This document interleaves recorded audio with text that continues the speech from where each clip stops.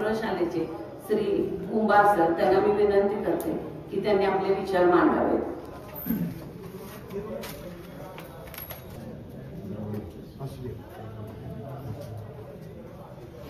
नमस्कार. 300 वर्ष महाराष्ट्र अंधकाराच्या पारतंत्र्यात तडफडत होता. वर्षातील 12 अमावस्यांनी जणू गराडा घातला होता. महाराष्ट्राची भूमी घोड्याच्या टापाखाली वेदनेने कळत होती, गाराने घालत होती. सह्याद्रीच्या कडे कपाऱ्या, सिंधू सागराच्या लाटा आणि संत सज्जनांचे टाळ मृदुंग नियतीच्या गाभाऱ्यातील अदृश्य शिवशक्तीला आवाहन करत होते. लोक या जुलमी राजवटीला कंटाळले होते, पण महाराष्ट्राची राजमाता, जाधवांची लेक, भोसल्यांची कुलस्वामिनी अस्वस्थ होत होती. तिच्या मनात बंडाच्या ज्वाला उफाळून येत होत्या. ती जगदंबे समोर एकच वरदान मागत होती, दे अंबिके दे, चंडिके दे, शारदे वरदान दे. मज अस्त्र दे, मज शस्त्र दे, मज त्राण दे, मज प्राण दे. उन्मत्त ही महिषासुरे चिरफाडण्या सामर्थ्य दे. निर्दाळण्या या दैत्य झुंडी अंबिके वरदान दे, अंबिके वरदान दे. आणि भीमाशंकराच्या जटात आणि नाणेघाटाच्या ओठात बसलेल्या किल्ले शिवनेरीवर उषक्काल झाला. शिवरायांचा जन्म झाला. पुत्र जिजाऊ साहेबांना झाला, पुत्र शहाजीराजांना झाला, पुत्र सह्याद्रीला झाला, पुत्र महाराष्ट्राला झाला, पुत्र भारतवर्षाला झाला. सन 1630च्या वैशाख शुक्लामध्ये म्हणजेच 19 फेब्रुवारी 1630 रोजी महाराष्ट्राच्या क्षितिजावर शिवरुद्राने जन्म घेतला. ज्यांच्या देखण्या डोळ्यांनी स्वराज्याचं स्वप्न पाहिलं ते स्वराज्य संकल्पक शहाजीराजे. ज्यांनी स्वराज्याचं स्वप्न फुलवलं त्या स्वराज्य संस्थापिका राजमाता जिजाऊ साहेब. ज्यांच्या देखण्या हातातून स्वराज्याचं शिल्प साकारलं ते छत्रपती शिवाजी महाराज. ज्यांनी स्वराज्याची दौलत चहूबाजूने पसरवली ती छत्रपती संभाजी महाराज यांना मानाचा मुजरा. स्वराज्य उभे करण्यासाठी राजांच्या पाठीशी उभ्या राहणाऱ्या, प्रसंगी प्राणांची आहुती देणाऱ्या ज्ञात अज्ञात वीरांना अभिवादन करून आदरणीय प्राचार्य Shri S S Chavan sir, उपमुख्याध्यापिका सौ एस आर पाटील मॅडम, पर्यवेक्षिका सौ एस बी पाटील मॅडम, सर्व उपस्थित शिक्षक, शिक्षिका, शिक्षकेतर कर्मचारी बंधू भगिनी आणि उपस्थित शिवभक्त विद्यार्थी मित्र, विषय मांडतोय छत्रपती शिवराय आणि आपण. जसा जसा हळूहळू काळ लोटू लागला तसं तसं बालराजे जिजाऊ साहेबांच्या संस्कारामध्ये वाढू लागले. आजूबाजूची परिस्थिती आणि जिजाऊ साहेबांनी मनामध्ये लावलेलं स्वराज्याचं बीज तोरणा किल्ल्याच्या विजयानं रोग बनून जगासमोर आलं. सन 1630 ते 1680 अवघं 50 वर्षांचं आयुष्य. पण या काळात छत्रपती शिवाजी महाराजांनी स्वराज्याचा वटवृक्ष उभा केला. शाहिस्तेखानाची बोटं कापली, अफजल खानाचा वध केला, आग्र्याहून सुटका, राज्याभिषेक अशा अनेक घटनांनी हा इतिहास सुवर्ण अक्षरांनी कोरला गेला आहे. काय वर्णावं माझ्या राजाचं चरित्र. कसा होता माझा राजा. मुळात आत्ताच्या पुण्याच्या जागी फुलवाडी नावाचं एक गाव होतं. त्या गावावर मुरार जगदव यानं गाढवाचा नांगर फिरवला होता. 1636ला पुणे जागी पुन्हा एकदा शहाजीराजांच्या ताब्यात आली. त्यावेळी उद्ध्वस्त झालेल्या पुण्यात जिजाऊ आणि बाल शिवाजी दाखल झाले. त्यांनी उद्ध्वस्त पुणे पुन्हा एकदा उभे करण्याचा चंग बांधला. जिजाऊनी बाल शिवाजीला सोबत घेऊन याच पुण्यात सोन्याचा नांगर धरला आणि पुणे वसवले. हे काम प्रतिकात्मक होते. त्यानंतर आसपास वस्त्या वसू लागल्या, जमिनी कसू लागल्या. वयाच्या 16व्या वर्षी म्हणजे 27 एप्रिल 1645ला रायरेश्वर मंदिरात स्वराज्याची शपथ घेतली. या मंदिरातूनच हिंदवी स्वराज्याची मुहूर्तमेढ रोवली. शाहिस्तेखानाची बोटं कापली, अफजल खानाचा वध केला, अनेक लढाया केल्या, अनेक किल्ले बांधले. त्यांनीच प्रथम अष्टप्रधान मंडळाची स्थापना केली. शेतकऱ्यांना व रयतेला सोबत घेऊन कृषी क्रांती, सैनिक क्रांती, अर्थक्रांती, धर्म आणि सांस्कृतिक क्रांती करीत शेतकरी व रयतेच्या हिताचे निर्णय घेऊन अंमलबजावणी केली. स्वराज्यात शेतकऱ्यांना बी बियाणे, यंत्र, अवजारे मोफत दिले जायचे. शेतकऱ्यांच्या हिताला प्राधान्य दिले. 0% व्याजाने शेतकऱ्यांना कर्ज देऊन शेतसारामध्ये सवलत देऊन 2 वेळचं भोजन देखील त्यांना मोफत दिलं जायचं. शेती उत्पन्न वाढीसाठी प्रोत्साहन दिलं. कास्तकरी बलुतेदारांना, आलुतेदारांना कृषी क्रांतीनंतर अर्थक्रांतीसाठी मदत करून प्रोत्साहन दिलं. कृषी क्रांती बरोबरच सैनिक क्रांती केली, नंतर अर्थक्रांती केली. रयतेच्या मनामध्ये प्रखर राष्ट्रवाद निर्माण करणारे छत्रपती शिवाजी महाराजांचे व्यक्तिमत्व होते. स्वभाषेचा त्यांनी पुरस्कार केला. राजमुद्रेवर, चलनी नाण्यावर सर्वात प्रथम देवनागरी लिपी आणि संस्कृत भाषेचा वापर केला. रघुनाथ पंतांना सांगून संस्कृत भाषेतील पहिला शब्दकोश तयार केला. हा राजा नुसता राजा नव्हता, कर्तृत्वाचा हिमालय होता, निश्चयाचा महामेरू, अखंड स्थितीचा निर्धारू, यशवंत, कीर्तिवंत, पुण्यवंत, नीतिवंत, आचारशील, विचारशील, दानशील, धर्मशील, नरपती, हयपती, गजपती, गडपती, थोर योद्धा, मुत्सद्दी, रयतेचा राजा, युगपुरुष. अरे काय न किती वर्णावं. देशातलं पहिलं खडसैन्य उभा केलं, पहिलं नौदल उभा केलं, जलदुर्ग उभा केले, जमीनदारी बंद करून रयतवारी आणली, धरणं बांधली, शेतसाऱ्याची पद्धत सुरू केली, स्त्रियांविषयी रयतेविषयी आदर, परधर्माबद्दल आदर, तर स्वधर्म, स्वजन, स्वभाषा यांच्याबद्दल सार्थ अभिमान. आणि म्हणूनच बोस्टन विद्यापीठात शिवाजी महाराजांच्या मॅनेजमेंट वरती, व्यवस्थापनावरती शिकवलं जाते. त्या सब्जेक्टचं नाव आहे शिवाजी द मॅनेजमेंट गुरु.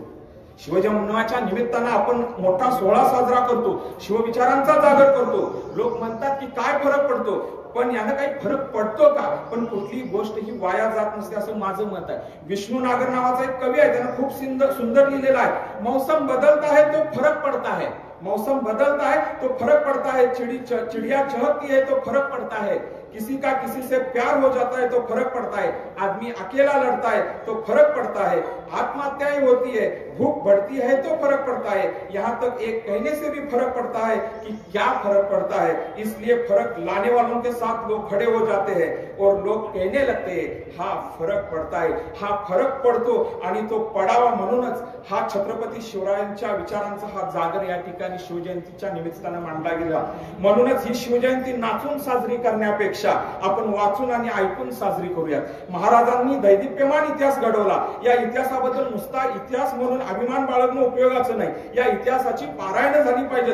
तो इतिहास मस्तकातून हृदयात उतरला पाहिजे. तो इतिहास अंगीकारून इतिहासाबद्दल, स्वराज्याबद्दल अभिमान धमन्यात झिरपला पाहिजे. बघा ना, छत्रपती शिवरायांचं नाव ऐकल्यावरती आपलं रक्त सळसळतं, छत्रपती शिवरायांचं नाव ऐकल्यावरती आपलं रक्त तापतं, छत्रपती शिवरायांचं नाव ऐकल्यावरती आपल्या अंगावरती काटा येतो, छत्रपती शिवरायांचं नाव ऐकल्यावरती आयुष्यात काहीतरी केलं पाहिजे यासाठी मनामध्ये ऊर्जा जागृत होते. छत्रपती शिवाजी महाराज की जय. हा जय सांगावा लागत नाही. हा जय शिवरायांचं नाव ऐकल्यावरती तुमच्या माझ्या तोंडातून जय बाहेर पडतो. जणू काय हा राजा तुमच्या माझ्या घरात जन्माला आलाय. आपल्या कोल्हापुरात सर्वात जास्त शिवजयंती साजरी होते. इथल्या लहान पोरांना सांगावं लागत नाही की शिवाजी म्हणजे काय. ही मुलं जन्मताच इथल्या पोरांच्या कपाळावरती इथली माती शिवाजी कोरूनच त्याला जन्माला घालते की काय, अशी जादू या राजाची आहे. आज सकाळी सकाळी ज्यावेळेला आम्ही येत होतो त्यावेळेला ही शिवज्योत घेऊन जाणारी मुलं पाहिली तुम्ही आम्ही सगळ्यांनी. त्यांना हे कोणी सांगितलं नाही की ही शिवज्योत घ्या, हे आपसूक येतं. हे माझ्या राजाचं कर्तृत्व आहे. ज्या राजाला आपण कधी पाहिलं नाही, त्या राजाला कधी आपण बघितलं नाही, शिवरायांना आपण कधी बघितलं नाही. शिवरायांना आपण बघितलं ते आपण कुठल्या तरी मूर्तीमध्ये, शिवरायांना बघितले ते आपण कुठल्या तरी पुस्तकामध्ये किंवा कुठल्या तरी फोटोमध्ये. ज्या राजाला बघितलं नाही तरी त्या राजाचं नाव ऐकल्यावरती आपलं रक्त सळसळतं. मग विचार करा, साक्षात महाराजांना बघितलं असेल त्यांचं काय होत असेल. आणि म्हणूनच 394 वर्ष आणि 11 महिन्यानंतर सुद्धा शिवरायांनी त्यांच्या विचारांचा जागर जगाच्या कानाकोपऱ्यात आजही मांडला जात होता. एक 12 वर्षाचं पोरगं होतं, बाहेरच्या राज्यातून परमुलकातून महाराष्ट्रात आलं आणि एका शेतकऱ्याला भेटलं आणि शेतकऱ्याला म्हणालं, असा कोणी माणूस आहे का, असा कोणी माणूस आहे का जो लोककल्याणकारी काम करतोय, रयतेचं काम करतोय. शेतकरी म्हणाला, एक माणूस आहे. काय नाव त्या माणसाचं? त्या माणसाचं नाव शिवाजी राजा. बरं का, 12 वर्षाचं पोरगं म्हणालं, शिवाजी राजा नाव ऐकून आहे मी, एकदा आयुष्यात फक्त एकदा मला त्या शिवाजी राजाला बघायचं आहे. कसा दिसतोय राजा? 32 मनाच्या सोनेरी सिंहासनावरती बसलेला राजा फक्त एकदा बघायचा आहे. शेतकरी म्हणाला, माझा राजा तुला स्वर्गात भेटेल.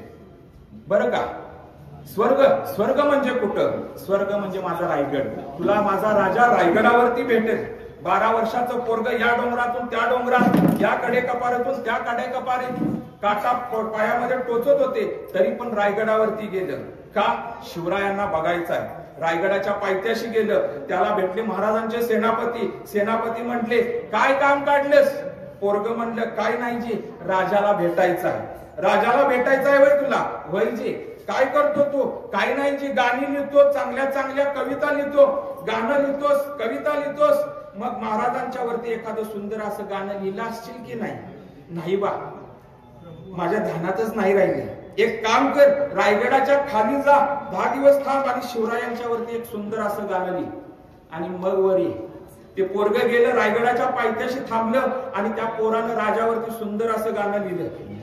ते पोरग 10 दिवसांनी परत आलं, सेनापतीजी राजावरती सुंदर असं गाणं लिहिलंय. सेनापती म्हणाले ऐकव, आणि त्या 12 वर्षाच्या पोरानं राजावरती लिहिलेलं सुंदर असं गाणं ऐकवलं. सेनापती म्हणाले बहुत खूप, आतापर्यंत शिवरायांच्या वरती एवढं सुंदर असं गाणं कोणी लिहिलं नाही, पण आतापर्यंत शिवरायांच्या वरती सुंदर असं गाणं ते लिहिलं, जे एकमेव गाणं महाराजांच्या हयातीत महाराज जिवंत असताना लिहिलं गेलं. एकमेव गाणं जे लिहिलं गेलं ते गाणं आयुष्यात आपण एकदा तरी ऐकलं, ते गाणं आयुष्यात आपण एकदा तरी स्वतःच्या स्टेटसला ठेवले, ते गाणं महाराज जिवंत असताना लिहिलं गेले. सेनापती म्हणाले बहुत खूप. त्या 12 वर्षा पोराला हाताला धरला आणि राजांच्या समोर येऊन उभा केलं आणि राजांना म्हणाले राजा तुमच्यावरती येणं उत्तम गाणं लिहिले. राजे म्हणाले ऐकव, आणि ते 12 वर्षाचं पोरग राजावरती लिहिलेलं सुंदर असं गाणं ऐकवायला त्यानं सुरू केलं. ते 12 वर्षाचं पोरग गाणं म्हणायला लागलं. इंद्रजमी जंब पर बाडव जो अंब पर, रावण संदब पर रघुकुल राज है, पवन बारी बाह पर संपुरती नाह पर, जो संस्कृ बाहु पर राम द्विज राज है, दावा दंड पर चितामृग झुंड पर, भूषण वितुंड पर जैसे मृग राज है, तेजतम अंश पर कान्हाजिनी कंस पर, योमलंच बस पर शेर शिव राज है, शेर शिव राज है. हे गाणं प्रत्येकानं ऐकले. हे गाणं महाराज जिवंत असताना लिहिलं गेले, महाराजांच्या हयातीत महाराजांच्या समोर गायले गेले. या कवीचं नाव होतं कविभूषण. उत्तर प्रदेशातील कानपूर जिल्ह्यातील पिकमपूर हे त्यांचं गाव. महाराज म्हणाले कविभूषण बहुत खूप, इतकं सुंदर गाणं तुम्ही लिहिलं, तुम्हाला काय बक्षीस देऊ. कविभूषण म्हणाले हिरे माणके मोती याही पेक्षा छत्रपती शिवाजी महाराज ही सगळ्यात मोठी आमची दौलत आहे, मला दुसरं काही नको. या दौलतीसाठी अनेकांनी बलिदान दिलं, या मातीसाठी अनेकांनी स्वतःला वाहून घेतलं, या मातीसाठी अनेकांनी आपल्या प्राणांची आहुती दिली. तानाजी, बालाजी, फुलाजी, किती नावं घ्यायची. 10 नोव्हेंबर 1659 रोजी अफजल खानाचा वध झाला. छत्रपतीने वेळ न दवडता आदिलशाही मुलखात घोडदौड सुरू केली, अनेक किल्ले काबीज केले. 1 डिसेंबर 1659 रोजी छत्रपतींनी मराठ्यांचा भगवा किल्ले पन्हाळ्यावरती फडकवला. ही बातमी आदिलशहाला समजतात छत्रपतींचा पराभव करण्यासाठी सिद्दी जोहरच्या ताब्यात 60,000 सैनिक देऊन त्यांनी स्वराज्यावरती आक्रमण केलं. 13 जुलै 1660 रोजी पावनखिंडीचा रणसंग्राम झाला. बाजीप्रभू आणि फुलाजी प्रभू आणि त्यांच्या शूर मावळ्यांनी प्रयत्नांची पराकाष्ठा केली. स्वराज्याच्या होमात ज्ञात अज्ञात मावळ्यांच्या बलिदानानं गजापूरची खिंड पावन झाली. हे सगळं विसरायचं का? राजांच्या बद्दल बोलायचं म्हटलं तर दिवस पुरायचा नाही. अशा या थोर राजाच्या स्वराज्यात आपण जन्मलो, हे आपल्या सर्वांचं भाग्य. पण केवळ भावना, फक्त जय जयकार, फक्त मिरवणुका पुरेसे नाही.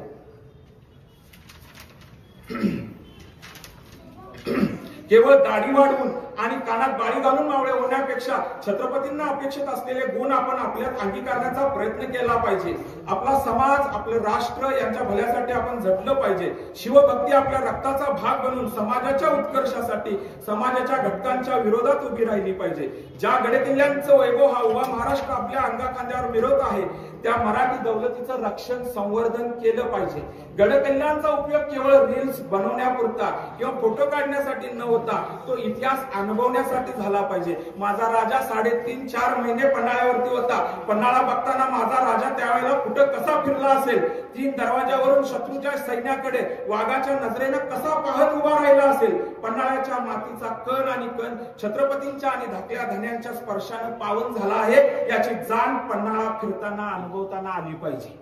कोल्हापुरात स्वराज्याचे 11 किल्ले आहेत. या सगळ्या किल्ल्यांना आपण भेट देऊन छत्रपतींचा इतिहास अनुभवला पाहिजे.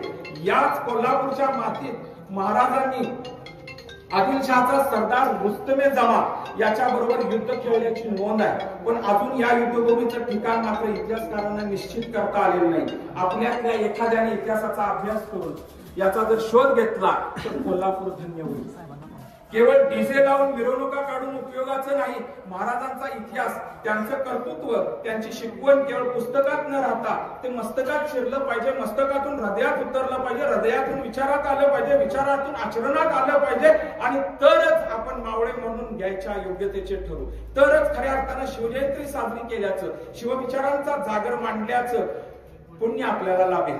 शिवराय म्हणजे धैर्याची मूर्ती, शिवराय म्हणजे प्रेरणेची गाथा. सिंह गर्जनाचा नाद गुमधुमे, स्वराज्याचा विजय आसमंतात घुमू दे, छत्रपतींचा विचार मनामनात रुजू दे.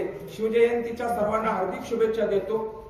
बोलण्यासारखं खूप आहे, पण वेळेचंही भान ठेवावं लागतं. आयोजकांनी मला या ठिकाणी बोलण्याची संधी दिली, याबद्दल मी आभार मानतो. प्रौढ प्रताप क्षत्रिय कुलावतंस सिंहासनाधीश्वर महाराजाधिराज महाराज श्रीमंत श्री छत्रपती शिवाजी महाराज की जय. जय भवानी. जय शिवाजी. जय जिजाऊ. जय शंभूराजे. धन्यवाद.